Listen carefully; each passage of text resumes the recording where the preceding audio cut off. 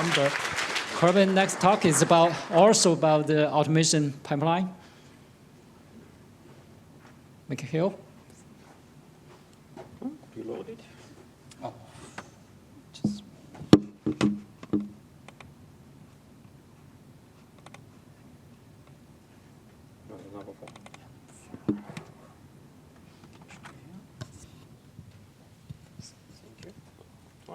That works good. So hello everybody. So I'm Mikhail Karnevskiy and I'm developing the data streaming platform that's called Asapo. That is running as a service from IT department at DAISY. So let's consider this very simple data flow. So basically you have your detector that's send the data somewhere to processing, so for pre-processing, and then you either see it in a live view or save it to the disk. So that's something that even works at your cell phone when you make photos. And most of us are happy with it. But when the expertise comes, then they're raising a question how we can trust this processing, how easy we can change or modify something in this processing, and how in general this data flow robust or not. So to kind of answer this question, I'm going to present a data streaming platform that is used for online data processing and also partially used for the data reduction at some of the beam lines at DAISY.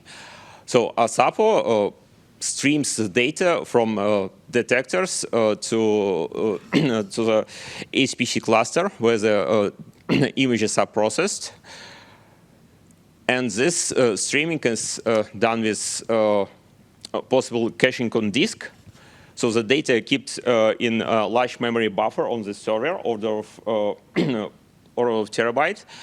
And on request, they're also cached on disk to keep there permanently. And then on request, the data are delivered to the processing cluster. So the processing is done with some workers, and there are two C++ and Python interface available for that one. So let's consider what is the data in Asapo. So Asapo designed to be data agnostic, so there is no special format of data for Asapo. So the smallest entity that's sent between different components is a message that contains a data blob and a certain metadata attached to it. So the metadata is going to be used to describe this data blob. So the important part of the metadata is the index. So basically there is no timestamp in the sense to ordering messages in Asapo. So the messages are ordered by the index that is given by the client. So basically, usually your detector gives you the image number, and then this image number is going to be used, or most naturally to be used as an index to attach to the message, and then you know which image it is. So user can also attach a certain JSON string user metadata to describe this data. So and then those messages forms the streams within the Asapo. So detector presents a data source. So the data source streams the data to the server, and the stream is contained of those messages. So let's see how the two most important actions is performed in Asapo. So ingestion of data and retrieving the data from a service. So ingestion is done from a client interface, from a client producer library. So producer is a multi-threaded library that have a non-blocking call send. So each time you need to send a data, you just call send, and then you can send immediately the next message, so it's not blocking. So there is a send queue inside of producer that basically sends the messages to Asapo until the timeout. In case of failure, is resending the messages, and each time that the message is really processed in Asapo, is either saved in cache or saved on disk, you get a call back, so you know that's basically the message is already processed and can be removed from a queue. So everything happened automatically behind the scene. You just call the send from producer. And what is important that even if the producer itself is multi-threaded, one can create many producers and send the data to this, even to the same stream. So this is important, for example, if you have a multimodal detector where each model presents a part of an image. So the next part is consuming part. So basically the second user library is a ASAPO consumer. So the consuming of images is done either by requesting getting next image to get the next image from a stream, the getting last image, this is important for the online viewer, or getting image by ID in case if one wants to have some specific ID, or for example in case if I have a viewer that could go the past images. So again, so how I present the service here, so this ASAP is a certain blob that have a huge data cache that is distributed across the ASAPO cluster where the service is running, and it also caches data on disk. So if the data is not in cache, then it will be loaded from a disk if they're there. So if it was requested to save data on disk. So based on this service, one can create ASAPO-based pipeline. So the pipeline is a chain of workers that's where the data are going to be processed. And here I'm presenting how the simple ASAPO worker could look like. So the important part is processing code. So basically this part coming from a user. So it could be just a simple Python code, or it could be some C++ program that sits inside. So there is some event loops that is going from message to message and from stream to stream. So basically you have one detector that's streaming one stream, then the stream finishes, sends the second stream. And it's important that pipeline is always run, so it keeps process one stream, then switching from one stream to the next stream automatically. So for this one, I have embedded logic inside. And so there are two important components, basically the ASAPO consumer that consumes the data from ASAPO, and ASAPO producer that sends the data back to ASAPO, the process data. So that means that one can use ASAPO not only to stream the data from detector to a processing pipeline, but also stream the data from one processing point to another processing point to attach a chain of workers or some tree of workers. So this is an example of a data processing pipeline that runs at P11 beamline at DAISY. So they have a Eiger2 detector with 16 M images. So then the detector provides a ZMQ stream, and there is a connector that basically converts this ZMQ stream to ASAPO and sends the data to ASAPO. So then we have a data in ASAPO, and there are a few workers that sits there to process data. So there's optional workers that's called binner to bin the images, the Crystfile software, and the Nexus writer. So basically, those three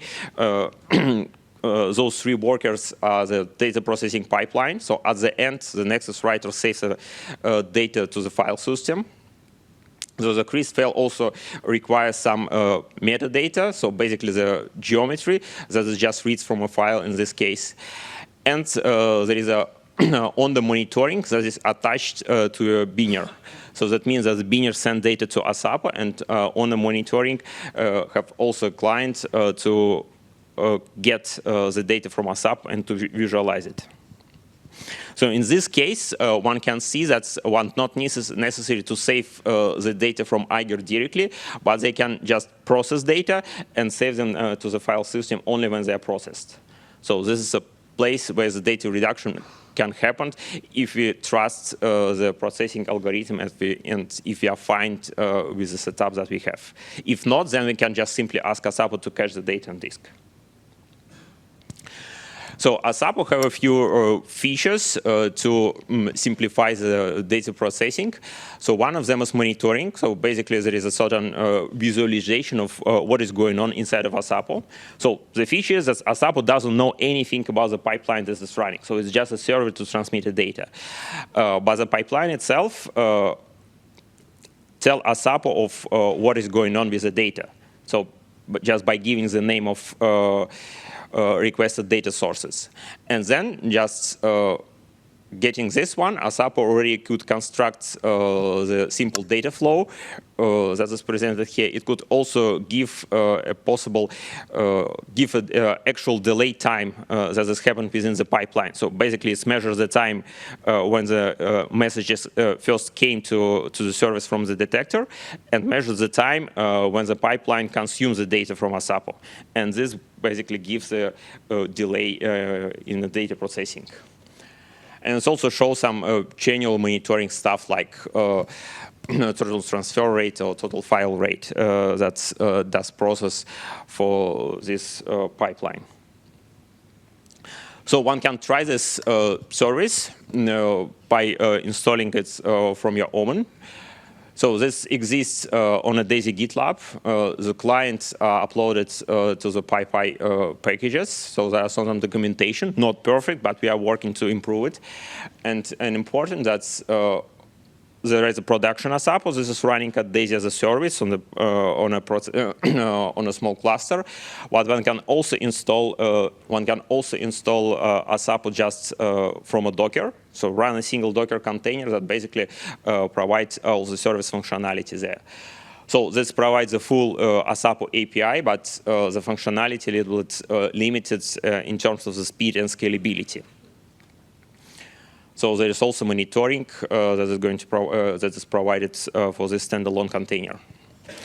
So the service itself is not dedicated to different beamlines, but running as a central service, so that one can use the power of the complete ASAPO cluster to share create basically the big memory cache.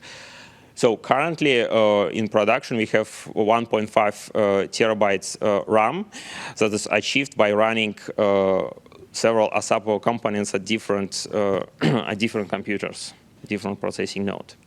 So as a summary, I would like to emphasize that ASAPO service is already used at DAISY for several beamlines to establish the online data processing pipeline. It demonstrates a reliable performance for, especially for this specific example that's sent about 100 hertz repetition rate images, order of few megabytes. So the images are compressed from Eiger detector. And the idea is that ASAPO can be used to simplify it, to establish online processing and to simplify data processing in the beamlines. So I'm happy to answer questions.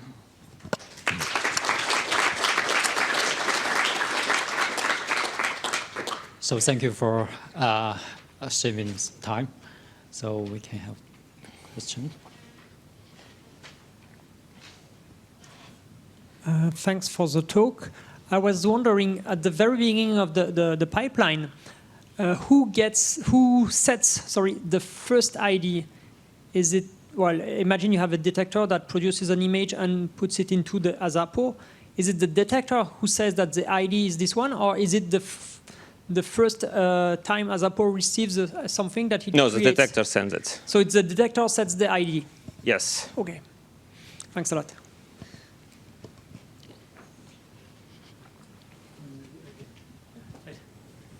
I might have missed something, but what is the difference between ASAPO and Redis? Is there anything the same there? Could you use Redis instead of ASAPO? For some functionality, yes, one can use Redis, but ASAPO is more dedicated for larger amount of data that's have a larger throughput. So it has a little bit lower rate. So we tested for order of kilohertz or a few kilohertz, so this is possible for ASAPO. What one can easily saturate 10G link with it and goes even higher.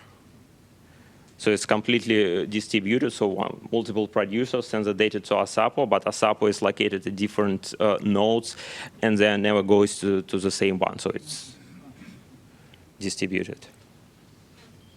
Okay, thank you.